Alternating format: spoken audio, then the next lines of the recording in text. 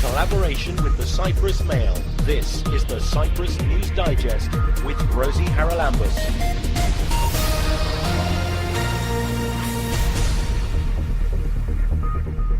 Coming up on the programme this week, we talk to young refugees from Africa about their hopes and dreams for their lives in Cyprus. Also try to participate in the socio and economic development of Cyprus in order to pay them what they have done for me. And we discuss the problem of plastics at length. And is Cyprus doing the right thing with its waste strategy? Apparently not. We keep telling the ministers, the governments from Gliridis, Papadopoulos, Christofias, Anastasiadis, all these governments, they follow the same waste policy, which is wrong.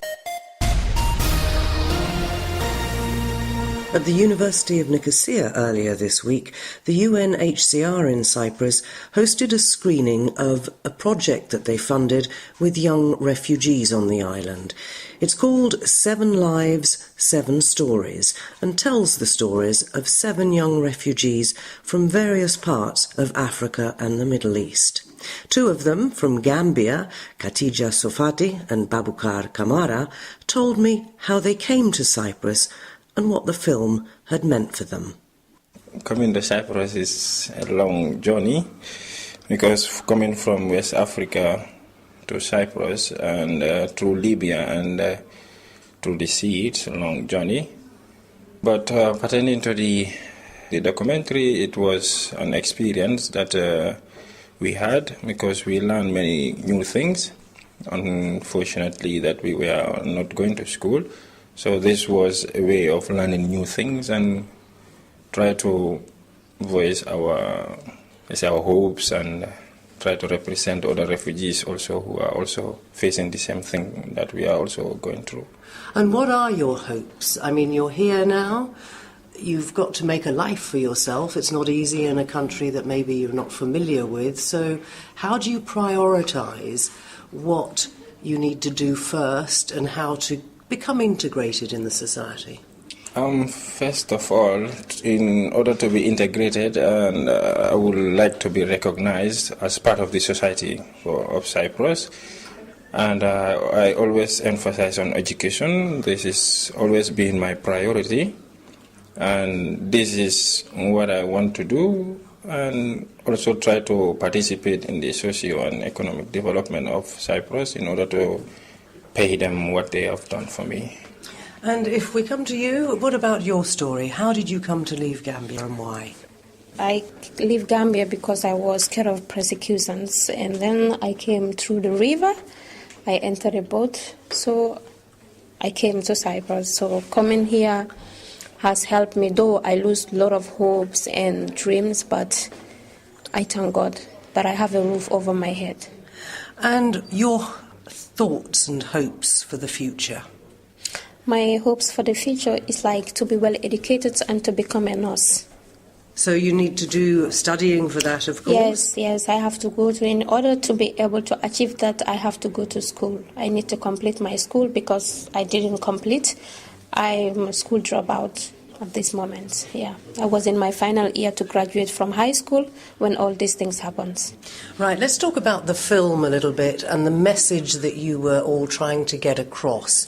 And you said you learnt things from making it. So what has it brought to you and what are you hoping it will bring to the people who watch it? They are all true stories and also different pertaining to everyone's situation, because basically mine is always emphasizing on education, and this is what my story lies on, and others also different stories. And we learn new things because personally I do like to write, and this workshop helped me improving my writing skills, and I learned a lot from the writer who is also part of the documentary, and she also helped me how to set writing skills and stuff, and I learned a lot in terms of writing, and also try to learn from filmmaking, shooting and editing. We did a lot, and we are really, really grateful. We wish it doesn't finish now, but everything has to finish. Well, perhaps you can make another. What did you learn from making the film? I learned a lot because we were able to make editing. They taught us how to use the camera and then how to make pictures. It was really a great experience, not only to learn film, but we made friends with them. They are like a brother to us that we don't have. So really, we are so grateful to UNHCR for giving us this opportunity to learn new skills, something that will help us in future. Hopefully in future, I will take it as a career to do it. Instead of I have my goals to become a nurse, but filming will be my second thing. Yeah. Khadija Sofati and Babukar Kamara from Gambia, two of the protagonists in the film 7 Lives, 7 Stories, recounting their experiences as refugees. If you're a regular listener, you'll know that I drum on a bit about plastic, and in particular the use of single-use plastic bags. It's several years now since the European Parliament put out a directive which has sat in our Parliament in Cyprus for the best part of those 2 years, or even more, because it's only just at the end of last year that, when threats came from the European Union about us not passing a law, finally our MPs decided that they'd better do it. So they did. And, as usual, they fudged it. They said that from the first of the year, supermarkets and shops may charge 5 cents per plastic bag to get people used to the idea of paying for them. The law actually becomes law on the 1st of July, and that's when all shops will be obliged to charge for those plastic bags, or they will be breaking the law. Well, Bambos Theobemtou is an MP with the Green Party here, and he's been following environmental matters for many years. He's the former Commissioner for the Environment of the Republic of Cyprus. He joins us now. Bambos, you've been on record as saying that this whole bill was rushed through Parliament at the last minute. Basically, though, that's because nothing was done at all for the first 2.5 years or so. Yes, from the time that we had the directive from the European Parliament, usually in directives you get around 2 years period in which to prepare the national law. Unfortunately, government didn't do anything about the law. They left it right at the end. And they brought the law to Parliament under the threat that the EU will take us to court. So when the Committee on the Environment sat down to discuss this, we didn't have in front of us enough time to actually see the law in detail and discuss it. It was under the threat of EU taking us to court, so we did the discussion very, very quickly. But you did at least pass the law, which means that we passed the law, yes. By July, people will have to pay for plastic bags. The problem for me is that they were missed opportunities, because it's not just, is it, about charging people for plastic bags. We've got to look at the whole plastic industry, the way people consume plastic, and most importantly, about what they do with it when it's past its lifetime, because an awful lot of plastics are not recyclable at all. And it's all very well that the EU has recently had its plastic strategy trumpeted about the internet, but that even talks about biodegradable plastics, which is a total oxymoron. First of all, I need to explain that the idea about the plastic bag charge is to get people to be sensitive and avoid to get at least the plastic bags, because we are focusing about the law in plastics. There are other things as well I need to discuss later. But with regards to the plastic bag, the problem is that once you go to the supermarket and let's say you use plastic bags at the cash register, because we are talking about the bags that you get at the cash register, not the bags that they use in the supermarket to put things in it. For instance, fruits or carrots or whatever. But they could use paper bags to do that. Yes, but the law refers to the bags that they give you for free at the cash register to put the stuff that you bought. So it's still going to be okay for them to put the fruit and vegetables in? Yes. Well, that's a bit silly. Yes, it is.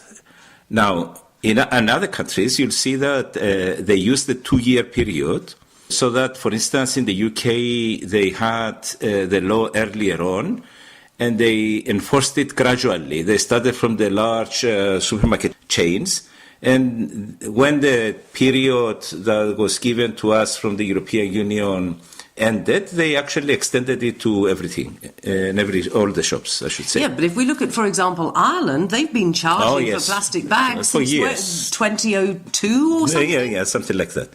So this is what happened here in Cyprus. Now, the difficulty and my complaint about the delay, it's not only the fact that we ended up having so many plastic bags in the rubbish dumps that we have here in Cyprus for so many years. It's also the fact that when the law says you have to charge at the cash register 5 cents per bag, the question is, where will this 5 cents go? And the idea we were discussing in the committee was that we should be using a fund, get all the money to set up a fund, so that all the money will go there and use the fund to do campaigns and do advertising, put things on TV, on Facebook, do videos, and promote the idea of not using plastic bags and using reusable bags. Now, when we had this meeting to discuss this, we invited the Ministry of Finance, and the Ministry of Finance didn't show up. So we couldn't proceed with having this fund because time was very short, and we had to go through the legislation as it was proposed by government, that is, the companies will take advantage of the money. And there is a reference in the law that whoever charges for plastic bags should also contribute to the campaigns that should be running by them, not government. They should actually do campaigns to explain to people. So it's been left in the hands of the supermarkets and the shop owners, yes, to run their own awareness campaigns. Yes. Well, why isn't the government running a campaign to inform people? There is so much material out there now. If you don't just watch Cypriot TV channels, I don't know if any of them have shown what is available elsewhere all around the world about the damage that plastic is doing to water tables, to our oceans, and even to our health because of the microplastics ending up in the food chain, which you and I are eating. Yes. This is a problem that we face with a lot of subjects in Cyprus, and especially the media. If you look at the plastic situation, you'll see that, for instance, you don't get just plastic bags and plastic containers and plastic bottles and stuff like that.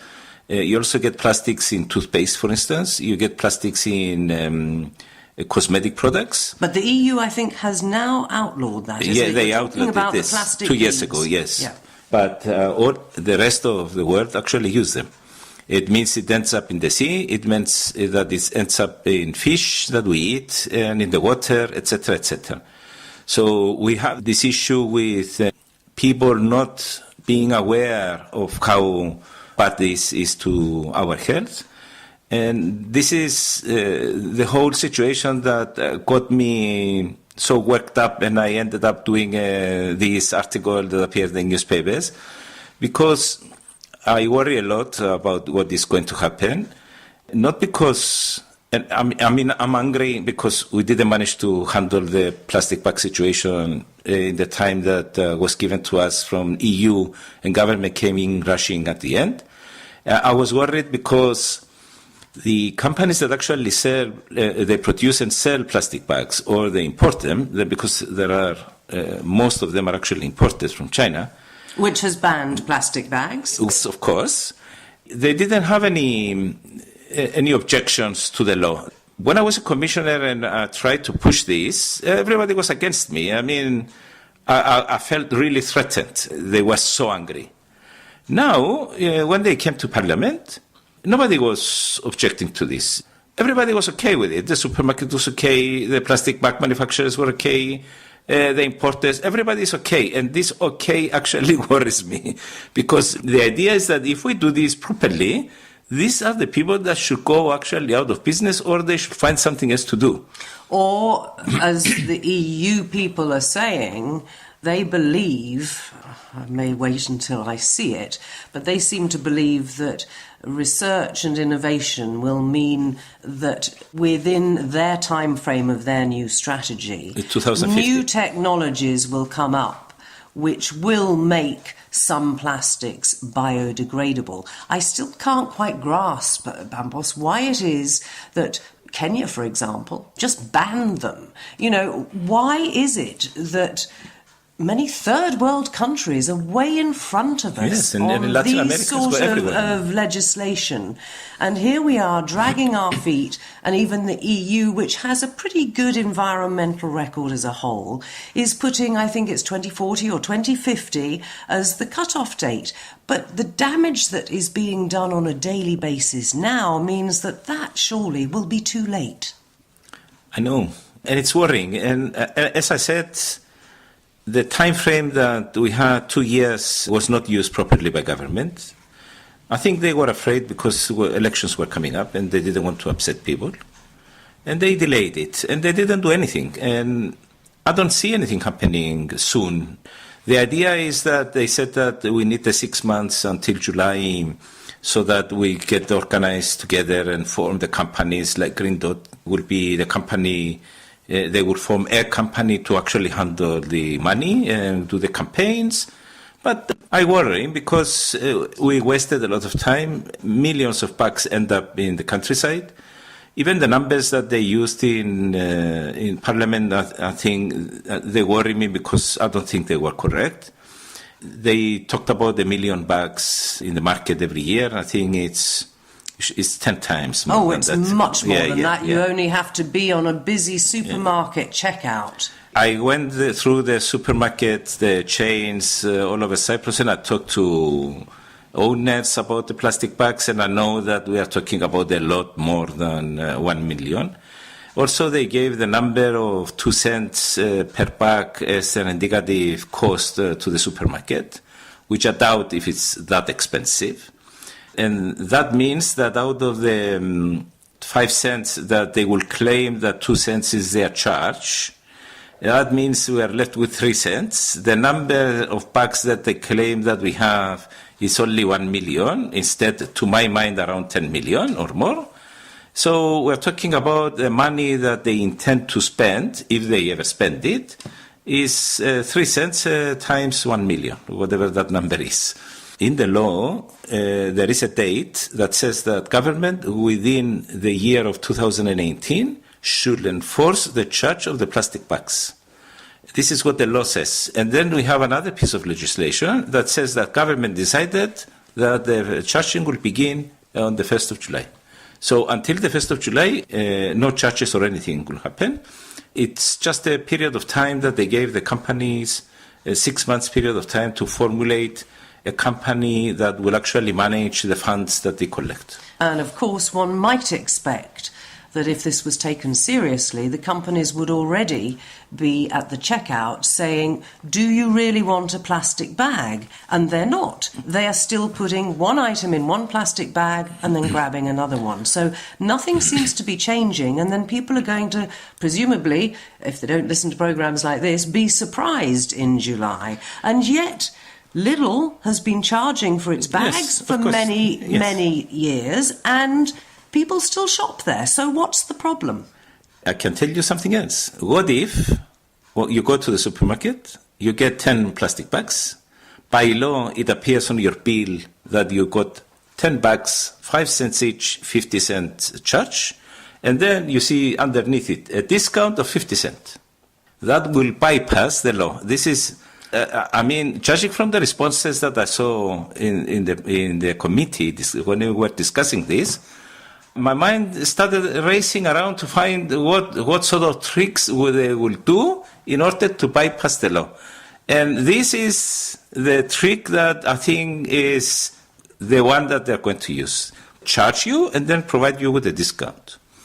The other thing that let's stop right there and ask then, why is the Environment Committee at the House not in a position to amend the law and do it before July to say this will be illegal, because there's absolutely no point in passing a law that is going to be able to be got round so easily? The answer is it's easy. Once you pass a law, you cannot come and amend it easily right after. But the government can. So what we need to do is wait for the elections and see who the new minister is, and see the discussion on that.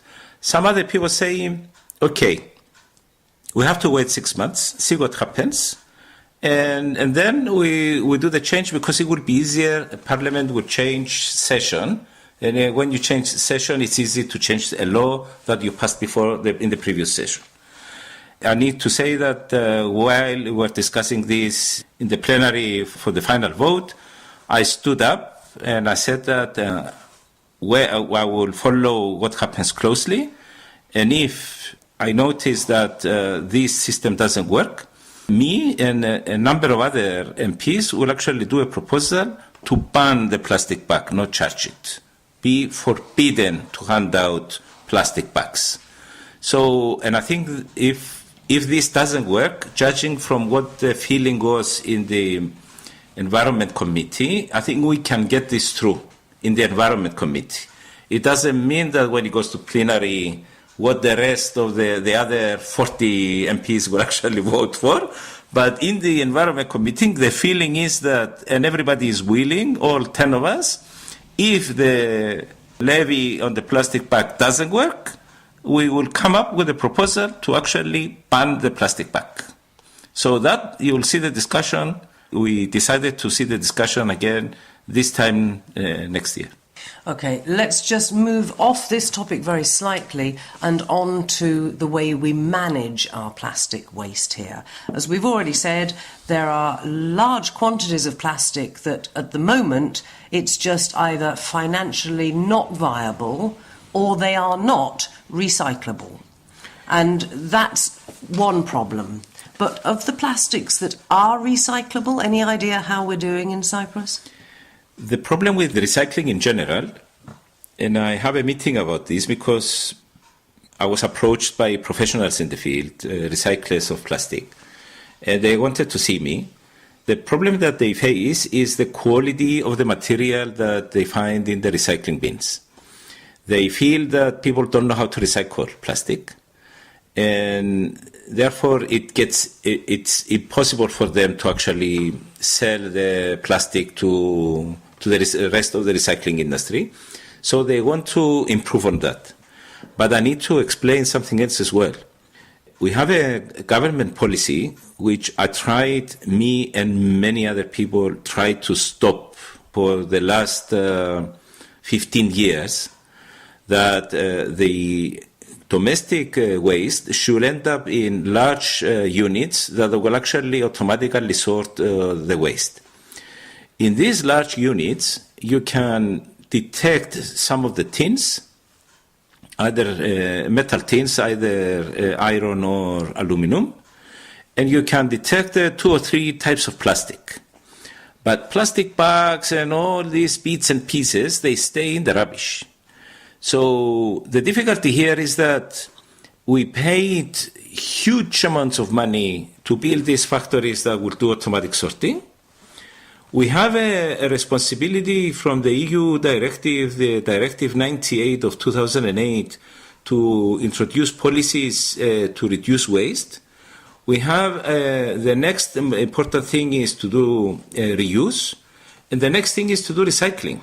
And in the text of the directive, it says that the best quality products are done if you actually ask the people to do sorting at the source, at their house.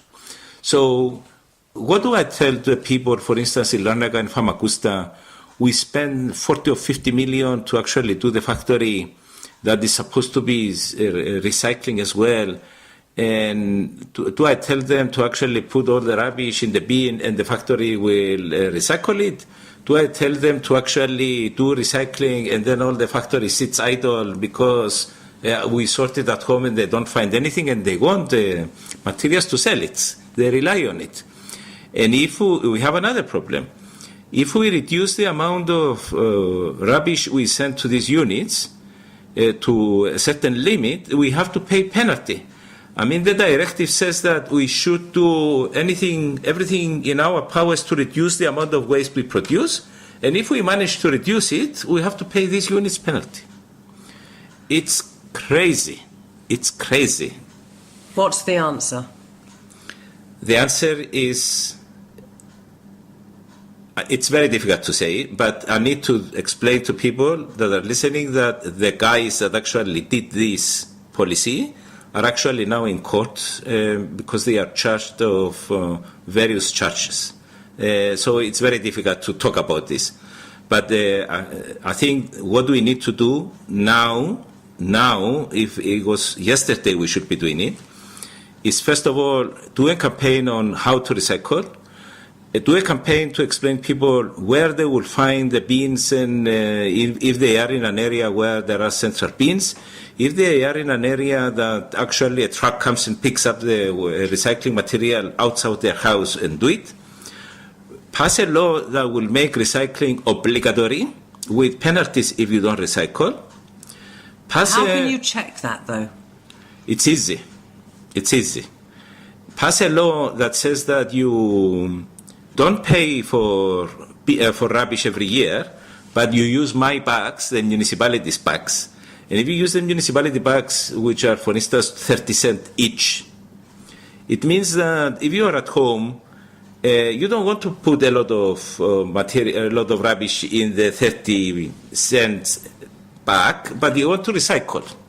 Right, but the 30 cents bag is going to be made of what? It will be made out of plastic. It will be made of whatever material the municipality decides. But that's another problem, isn't it? Yes, but there are other solutions. I say the pay as you throw as an example. The other example, for instance, that we tried in Aglanja is that you don't use a bag. You throw the non-recyclable materials in a bin that it has a chip on it, like the ones we put in dogs, the RFID technology.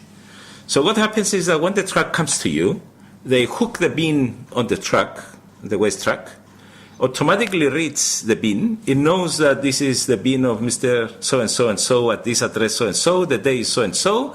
It lifts up the bin. You know automatically how heavy it is. It empties it, and then it will put it back. That way you don't get any plastic bag or anything. All right, but what's to stop me going and putting my rubbish in my neighbour's bin? This is what they used to do at the beginning. They did this when we had this trial. The advantage here is that when you do the statistics, when you go back with the computer that you had in the truck and you do the statistics, you automatically find the guys that don't recycle. If you have, you know how many people live in a house, you see the weights of their bins, automatically the top waste producers come up, so it's easy to go and find them. And if you have a law that says recycling is obligatory, you go one morning outside the house of these people that you saw the statistics, and you pick them up and you find them. But they do this in Europe. The whole system is going to cost a huge amount of money. Where's the infrastructure for something like that coming from when we're only just now? The Interior Minister was talking earlier this week about digital invoices for municipalities and so on, which frankly should have been done also years ago. At least it's moving forward, but you're talking about a huge amount of infrastructure. Where's the money coming from? The money came and it didn't use it. We had something like 470 million euro to organize our waste and close the rubbish dumps. Instead of all the things that we should have done, we decided to spend most of the money on the building of these two factories, one in Bendagomo and one in Koshi. The two of them together cost us more than 150 million euro to actually build, and they cost a lot of money to actually run. We also did a landfill in Paphos, and we spent 170 million euro, and we didn't solve the problem yet. And out of the money that we had in our availability, we didn't do the proper thing. And this is why everybody that works with waste, you'll see them, they are very angry because we are wasting money, we're doing the wrong things. we keep telling the ministers, the governments from Gliridis, Papadopoulos, Christofias, Anastasiadis, all these governments, they follow the same waste policy, which is wrong. But this is ridiculous, because if you look, for example, at Sweden, now I know the economies of scale are different, and not all the solutions in Northern Europe could apply to a place the size of Cyprus, but there must be a way of scaling down the methodology that they have so that it would work here as well. Yes, of course, we have excellent examples. For instance, in Belgium, I think only 8% of the waste ends up in landfills. In Cyprus, it's most of it. It's most of it. If we wanted to copy, there are excellent examples in Europe to actually copy. But it didn't even do this. We did something that no other country has. Well, it's all very depressing, isn't it? To be Very depressing. Talking about plastics and waste management and recycling. And do get in touch with us if you've got an opinion on this. Or join me at the supermarket checkout, telling off the cashiers and the next person in the queue who's asking for plastic bags that really they should be thinking ahead and not doing it. Thank you very much indeed to our former Commissioner for the Environment and now Greens MP, Bambos Theobemptou.